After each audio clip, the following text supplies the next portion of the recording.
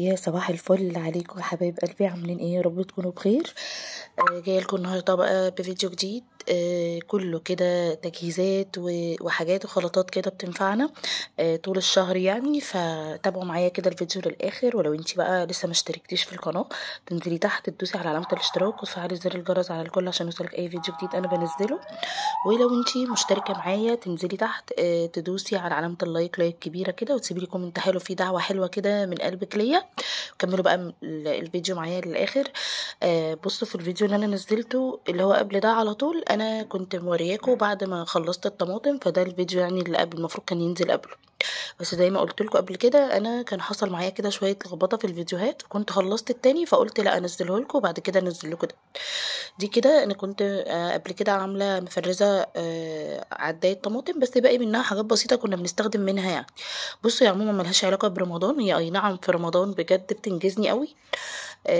بس هي في الطبيعي لو انت خدتي ان انت تفرزي كده عدايه الطماطم دي، تفرزي كام نوع خضار، بجد الموضوع بيفرق معاكي قوي. جايه من بره تعبانه مش هتقفي كتير تعملي حاجه مش قادره تقفي، الموضوع بيبقى سهل وبسيط قوي معانا. احنا مفرزين الثوم بتاعنا، وكمان كنت في فتره كده كنت مفرزه فيها بصل. بصوا الموضوع كان بصوا حاجه بسيطه قوي، بقف في المطبخ بتاع 10 دقايق بس.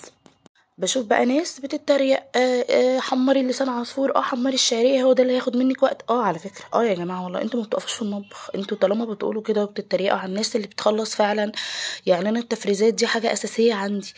لو انتوا بقى بتشوفوا ان التفريزات دي مش حاجه اساسيه فدي بتاعتكوا، لا بجد بتسهل جامد قوي.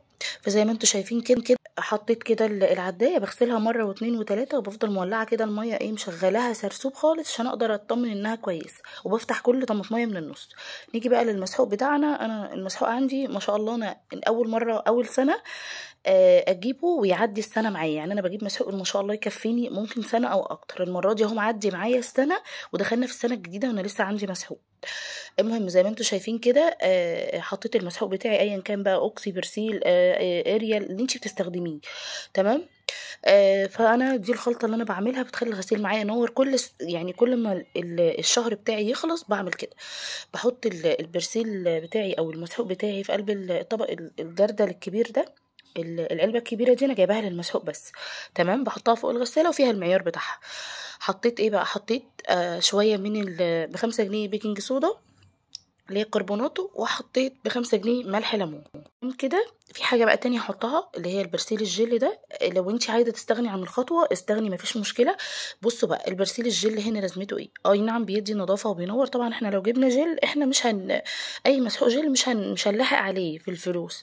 بس صراحه ربنا بحس ان المسحوق الجل يعني من ناحيه تانية بيوفر، انت ممكن ما تحطيش اضافات، بينضف جدا. ده غير ان هو بيخلي الغسيل ريحته حلوه قوي، فعشان كده انا حطيته على المسحوق. ما تخافيش ابدا ان هو يتحط على المسحوق هيخليه مبلول ولا هيكتل ولا الكلام ده كله، لا احنا بنحط كوبايتين بس بيخلوا ريحه المسحوق بتاعك قمر، بيخلوها جميله جدا. بصوا بفضل بقى اقلب بعدها، ومش عايزه ان انا الاقي في جزء كده مكتل، يعني عايزه احس ان المسحوق بتاعي كله مفروض. يبقى احنا حطينا ايه؟ المسحوق بتاعنا. وحطيت كيس كلوروكس اب اللي هو البودر او كيس فانيش زي ما انت عايزه اللي متوفر عندك. انا ده كان نزل عليه عروض فتره وجبته فعندي منه كام كيس بودر كده عليه. وكمان تحطي البيكنج صودا وتقلبيها هي وملح الليمون كده، المسحوق بتاعك فل الفل يعني، هيطلع الغسيل منور معاكي حتى لو ما حطيتيش اضافات. تمام كده. بقلب بقى بايديا كده عشان اتاكد ان مفيش اي كتل. بس لو ايدك بقى متعوره او اي حاجه البسي جلوفز، لان انا اليوم ده ايديا اتكوت، كانت ايديا متعوره كده كذا تعويره. فبصوا من المسحوق ده ايديا اتكوت. تمام كده معانا زي الفل. هنقفل بقى العلبه دي، ودي كده كده تاني حاجه بعملها كل شهر. هي المسحوق بتاعي كل ما يخلص عامه، مش كل شهر يعني، في اوقات كتير بحس ان المسحوق بيخلص في الشتاء اكتر من الصيف يعني اقرب. دي كانت اخر حاجه هي ما كنتش حطيتها، دي كانت ملح الليمون. كنت انا بعت ابني وكده يجيبها فحطيت كل الاضافات ما عدا هي. وقلب قلب قلب بقى. خلاص كده احنا خلصنا المسحوق بتاعنا. اهم حاجه بس اتاكد ان مفيش اي تكتلات، وغطي العلبه بتاعتي وكده خلاص بقت جاهزه معاكي بقى تستخدمي منها على طول. هتعمليها وهتدعي لي بجد قد ايه الخلطه دي بجد بتنضف الغسيل قوي. قفلنا بقى العلبه كويس عشان خاطر الريحه بتاعته لما بتقفلهاش كويس الريحه بتاعته بتروح. تمام كده تمام. نهدي بقى الرخامه كده ونلمع كده الرخامه، طبعا مخليين ريحه الرخامه اموره بس مش هينفع نحط عليها اكل هيكرف. فبصوا بقى كمان كنت جايبه كرتونه بيض وانا طالعه امبارح. انا ولادي مواسم يعني، ساعات يبقوا عايزين ياكلوا بيض مثلا يوميا على الفطار، ساعات تانية البيض ده ممكن يقعد عندي بالشهر محدش يجي جنبه. فانا كانت كرتونة البيض كانت خلصت من عندي، قلت بالمرة كده ايه واحنا سوا نفضي دي في العلبة بتاعتها ونشيلها في التلاجة، والباقي ده حطيته ايه في الطبق زي ما انتوا شايفين كده، نستخدم منه الاول وبعد كده نبقى ناخد من العلبة بتاعتنا. تمام كده زي الفل. نطلع بقى الكبة بتاعتنا كده ونشوف هنعمل اكل ايه. نشوف مع بعض كده احنا هنعمل غدا ايه. احنا اليوم ده بقى كانت طالبه معايا ايه اسهل حاجه وفي نفس الوقت بتعمل مواعين كتير جدا فايه قلت لا، خلينا مش مشكله نعملها طالما نفسنا انا والولاد فيها. طلعت كده كيس لحمه مفرومه وهنفرم كده بصل، طبعا طبيعي بقى هتبقى بعد كل ده ايه مكرونه بالبشاميل. مكرونه بالبشاميل انا ليا طريقتي فيها وانتي ليكي طريقتك فيها وكل واحد فينا ليه طريقته، وسبحان الله هي بتطلع يعني ما شاء الله مع كل الدنيا حلوه. عايزه اقول لكم بقى ان انا زمان كنت بتحدى نفسي بدل المره مليون، انا ما كنت فاشله فيها، ما بعرفش اعملها ابدا، كانت تملي تطلع مش حلوه. يعني عايزه اقول لكم ان انا كنت كل ما اعملها ابقى واثقه انها مش هتبقى حلوه وبرده ما تبقاش حلوه. يعني اما دلوقتي بقى اللي بياكلها من ايدي مره يقول لي ما شاء الله تحفه جميله. فبصوا بقى عملت ايه، قطعت بصل وفلفل هفرمهم كده فرم ناعم في الكبه، بس مش هعصرهم يعني هفرمهم كده فرمه ناعمه، بس ما يكونوش يعني معصورين ولا نازل منهم ميه ولا الكلام ده، مش بحب يعني افرمها لحد ما تتعسر. تمام كده. انا كنت مطلعه كيس اللحمه المفرومه قبل ما ابدا في المكرونه، يعني كنت مطلعاها قبل ما ابدا قصدي في الطماطم كمان. فهنحضر كده مع بعض، حطينا بقى الصينيه بتاعتنا كده ايه على النار، وهبدا زي ما انتوا شايفين كده بقى نعصج اللحمه بتاعتنا. ضيفي لها بقى ايه حته سمنه بلدي، حته سمنه عاديه زي ما تحبي، انا بحط سمنه بلدي كده في الاكلات اللي هي ايه عارفين اللي هي بالطعم كده يعني، المكرونه البشاميل، صينيه الرقاق، حبه ملوخيه، الرز، يعني مش كل الاكل على فكره بطبخ بالسمنه البلدي. وعموما لما بيكون عندي سمنه بلدي كتيره بروح ايه يعني شايله حبه كده، اطبخ بيهم واطعم بيهم الاكل، حتى لو هضيف مثلا زيت عليها، انا كده كده كل الاكل بضيف زيت على سمنه. المهم بقى كنت حابة اشكر 2 3 كده من الناس اللي معانا هنا على اليوتيوب، الجمهور بتاعنا. كذا حد كده دخل كتب لي، وبجد تعليقاتكم والله العظيم بصوا بتخليني كده اشم نفسي، بتشجعوني. فكذا حد دخل كتب لي وسأل عليا وانتي فين، ولما الفيديو نزل انتي فين، ده احنا داخلين نسأل عليكي، ده احنا مش عارف ايه. يعني كان في حد منكم سألني على الاكونت بتاعي على الانستجرام، فانا سبت لها اللينك، بس بعد كده ان شاء الله ناويه احط لكم بقى كل اللينكات بتاعه الاكونتات بتاعتي هنا على القناه. يعني ناويه ان انا ايه احط لكم لينك الفيس، لينك الانستجرام، هحط لينك تيك توك كمان، وهتبقوا معايا يعني كله ان شاء الله يدخل كده يعمل فولو ويتابعني برضو على الانستجرام وعلى التيك توك وعلى الفيسبوك. فهحط لكم ان شاء الله، هجمع اللينكات دي كلها واحطها لكم تحت في القناه عندي، بحيث ان اللي عايز اي لينك او عايز يدخل على اي اكونت تاني يدخل على طول من القناه عندي. تمام كده. خليت اللحمه قصدي البصله اللي احنا عملناها تغير لونها كده ودبلت خالص، اول ما بدات تحمر رحت ايه حاطه نازله باللحمه المفرومه وقعدت افرط فيها كده، افرفت فيها كده عايزاها مفرفته خالص. وبعد كده هنزل بقى ايه اديها تشويحه وانزل بالملح والفلفل الاسود. وعموما برضو ببقى حاطه حاجات بسيطه خالص على البصلايه وهي بتتحمر، بحب كل حاجه تبقى مطعمه، وفي نفس الوقت انا بحط كميات بسيطه قوي. يعني فاهمين بقسم الكميه بدل ما احطها في الاخر، لا بحطها في الاول وفي الاخر. بحط ايه للحمه المفرومه، بحط لها فلفل اسود ملح، بحط لها مكعب مرق، وبحط مكعب مرق في البشاميل. كان بقالي فتره باكل اللي هو البشاميل اللي هو الجاهز ده، بس صراحه ربنا انا ما بقيتش احبه خالص، يعني انا لوحدي كده ما بقيتش احبه. فانا بقيت اعمله ورجعت اعمله تاني على ايدي، بحس ان الحاجه طعمها حلو. تمام. بحب اكلها اللي هي بطعم زمان دي، عارفين اللي هو مش حاجه جديده ولا الكلام ده كله.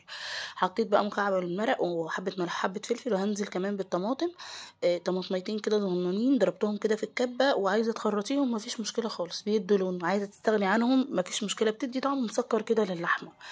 تمام. وبعد كده بنزل بمكعب المرق زي ما قلت لكم، وبحط كمان رشه من جوز الطيب بسيطه قوي عشان ما تغيرش طعم اللحمه معاكي. نعمل بقى البشاميل بتاعنا، احط سمنه بلدي، طبعا مقدار السمنه هو والزيت هو مقدار الدقيق، يعني مقدار الماده الدهنيه حاولي تظبطيه ان هو يكون من نفس مقدار الدقيق بتاعك. وعموما لو عايزه تحطي بمعلقه ده هيريحك اكتر يعني. تمام. وهبدا ان انا احمر الدقيق بتاعي، عايزه ريحته تطلع، مش عايزاه يكون ابيض يعني، فاهمين؟ ما يغمقش منك قوي، بس في نفس الوقت عايزه احس ان الدقيق اتشوح في قلب السمنه، عشان انا بدوق ساعات كده مكرونه بشاميل بحس ان الدقيق فيها طعمه دقيق، مش يعني البشاميل قصدي طعمه دقيق مش طعمه بشاميل. تمام. فزي ما انتوا شايفين كده حطيت مكعب مرق، وحطيت كمان حبه فلفل اسود، انا بحط لها كده مكعبين، مكعب في اللحمه ومكعب في البشاميل، وحطيت لها فلفل اسود. وهبدا ان انا انزل الاول بالميه عشان اللبن بتاعي كان زي ما انتوا شايفين كده مجمد. هو اصلا الصح عشان البشاميل تاخدي بشاميل صح يكون اللبن بتاعك مش مغلي، اللبن بتاعك يكون ساقع. تمام. فهفضل بصوا اعكعك كده شويه، ابدا ان انا يعني ادوب اللبن عقبال بس ما يفكوا كده. فانا حطيت لها كوبايتين من الميه، طبعا انت ممكن تحطي لها كوبايتين من الشوربه مع اللبن يعني اللي يريحك. في ناس كتير بتحط برضو ميه سلق المكرونه، برضو بتربط معاكي في البشاميل، اللي يريحك او اللي انت واخده عليه. فانا ما كانش عندي شوربه، طبعا كمان نزلت كده برشه صغيره من جوز الطيب، وخلاص كده البشاميل بتاعي مش هياخد اي حاجه تاني. بصوا هو هيتقل معايا دلوقتي يبقى زي الفل، وهتلاقوه كريمي وناعم وخطير. عشان يبقى كريمي قوي بقى هنضربه ضربه بالهاند بلندر كده، هو اصلا كان كريمي بصراحه ربنا، بس بصوا كده بحس ان اللون افتحها وبقى بيمط مطه كده لذيذه. بصوا خطير. فكده خلاص البشاميل بتاعك اهو تمام. وهنبدا ان احنا نحط ميه كده واسلق المكرونه، على ما تتعمل الميه دي، على ما تسخن اكون انا ايه ظبطت كده حبه في الطماطم بتاعتي. بصوا يعني انا ايه الناحيه التانية كنت سايبه الميه تطلع واروح ايه منزلاها، الميه تطلع تتملي واروح منزلاها بحيث تكون يعني اتنضفت يعني. المهم ان العدايه دي كنت شايفه ان هي مثلا في النص كده فيها دوده او حاجه، فكنت بصوا بحذر قوي يعني. في حاجات كمان كنت اشوفها مره واتنين وتلاته، واي واحده بحسها طريه شويه بفتحها من النص كده بصوا، عشان لو فيها اي حاجه في النص اشيلها. لازم كده تاخدي بالك يعني احنا مش هنفرق حاجه بقى عن محلات اللي هي اي محلات دي اللي بيحطوا الحاجه كده زي ما هي في الحله على النار. بشوف كده حاجات وانا ماشيه في الشارع ببقى عايزه اقول لهم حرام عليكم تاكلونا الكلام ده. فلا احنا بقى هنا في بيوتنا، فالحاجه بتاعتنا لازم تخرج من تحت ايدنا نظيفه، وما شاء الله احنا مطمنين عشان احنا الكلام ده بناكله لينا ولولادنا، فاهمين؟ فلازم تاخدي بالك قوي من الحته دي. المهم بقى نرجع تاني موضوع التفريز ده، عايزه اقولك امن حاجه واشيك حاجه واحسن حاجه وبصي حاجه كده هتريحك بقيه الوقت. لو عندك كمان ضيوف وهيجولك على فجاه هتعملي الاكل في اقل من دقايق. تمام كده. المكرونه بتاعتي اتسلقت 3/4 سوا. التركايه دي حلوه قوي، انا بعملها على طول في المكرونه البشاميل، جربيها تفرق قوي في طعم المكرونه وفي المكرونيه نفسها تفرق قوي. ايه هي بقى؟ ان انا بحط حبه زيت او حته سمنه كده وللمكرونه بعد ما تتسلق، واحط لها حبه ملح وحبه فلفل اسود، وقلبي بقى قلبي قلبي قلبي، هتلاقي المكرونه بتاعتك قمر ومش هتلزق في بعضها ومش هتعجن منك. تمام. وهتلاقوها متطعمه كده. المهم زي ما انتوا شايفين كده اللي حطيت بقى عليها حبة من البشاميل، وبصوا بسرعة كده بسرعة الصاروخ، وكنت مولعة كمان الفرن بتاعي مشغلاه. تمام كده. قلبت كده المكرونة في البشاميل، ونحط عليهم بقى كمان ايه اللحمة. حطيت الاول بس ايه في الصينية كده ايه بشاميل عشان خاطر ايه يعني متلزقش من تحت. تمام كده. ده الطاجن الجديد اللي انا وريته لكم في اللايف، اللي حضر اللايف يعني كنت لسه شارياه، هو التاني خطير على فكره. بحب الطواجن المربعه دي، بيبقى شكلها حلو قوي. تمام كده. وكان سعره بسيط قوي ساعتها يعني، الطاجن ده والطاجن اللي اصغر الصغير خالص بتاعه نفس الشكل، الاتنين كانوا مش عارفه عاملين 250 جنيه يعني، حوار بجد بسيط قوي، خامته حلوه كويسه. تمام. حطيت بقى اللحمه كده، ظبطت اللحمه بتاعتي مقدار اللحمه، وهحط كمان كانوا اخر حبه جبنه وموتزاريلا اللي هي الميكس دي، فحطيتها جوه الخلطه دي، وهبدا ان انا افردها كده في الطاجن كويس، وهبدا ان انا احط من فوق الوش البشاميل بتاعي. تمام. في بقى حبه بشاميل احط عليهم بيضايه صغيره. بصوا انا ساعات ما بعملهاش بصراحه ربنا ببيض خالص يعني، اوقات كتير ما بعملهاش ببيض ولا بيضايه، بس المره دي يعني حطيت لها بيضايه كده. وتاكدي ان البشاميل بتاعك مش سخن عشان البيض بتاعك ما يستويش جواه. تمام. يعني قلبي كده على طول على طول على طول، وتاكدي ان هو مش يعني مش سخن قوي. وببدا ان انا احط كده الجبنه كمان جوه الحبه الخلطه دول، وهبدا ان انا انزل بيهم على الصينيه الطاجن بتاعي وعلى الفرن بقى، وكلي احلى حبه مكرونه هتدوقيها في حياتك. وبسيطه وما فيهاش تعقيد، ما فيهاش حاجات كتير. بصوا يعني هي بس مواعينها اللي كتير صراحه. تمام. ظبطت الطاجن بتاعي، هبدا ان انا ادخله على الفرن على ما احنا ايه نخلص اللي ورانا نلملم كده المواعين دي كلها، نحطها جوا بعضها كده، عشان طبعا الحوض بتاعي مشغول وانا مش عايزه اكركب الدنيا ورايا. فحطيت كل المواعين كده زي ما انتوا شايفين ايه في الحله، وهبدا ان انا ايه احط الحله على الرخام. على ما اخلص بقى الطماطم هجيب الحله التانية يعني انا عندي الحلتين الكبار دول بتوع العزايم بتوع الاطعام كده اللي هما الكبار دول، فبعمل فيهم كمان اي حاجه بكميه، يعني بعمل فيهم الصلصه نافعيني صراحه. حطاهم بعيد عن الحلل التانية عشان ما تزحمليش الدنيا، وفي نفس الوقت هم ايه قريبين لايدي ان انا اقدر اطلع واحط فيهم على طول، بدل ما اعمل في كذا حله على النار ومواعين تبقى اكتر يعني. بس فارجع تاني لموضوع التفريزات اللي كل شويه اخرج لكم منه. بس قبل موضوع التفريزات، لو وصلتي لحد هنا والفيديو عجبك ما تنسيش تنزلي تحت تشتركي في القناه وتسيبي لي كومنت حلو وتعرفيني فيه ان انت جديده عشان انزل ارحب بيكي. لو انت موجوده معايا بالفعل فانت تنزلي تحت تدوسي على علامه اللايك، وكمان تسيبي لي كومنت حلو كده منك. مهم بقى قبل ما ارجع برضو لموضوع التفريزات، بصوا اليومين دول بقى احنا خلصنا الحمد لله الخشب بتاع الركنه، فكنا هنروح كده نبص عليها. فانا ان شاء الله هحاول اصور لكم برضو هناك واوريكم الخشب شكله ايه، وتقولوا لي برضو اللي بيفهم في الكلام ده يقول لي ايه الاخبار، يقول لي كده حلوه ولا ايه. فانا النهارده رايحه ان شاء الله، فهصور لكم كده واقول لكم هعمل ايه وايه التعديل برضو اللي هعمله تاني اللي جد يعني. وان شاء الله هي قربت تيجي، يعني هو قال لي خلاص كده التنجيد ما بياخدش وقت خالص، فان شاء الله خير.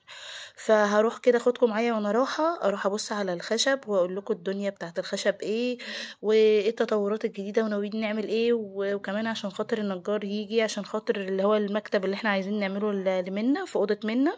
باذن الله يعني الفيديو اللي جاي هتلاقوا فيه كده جوله عند النجار.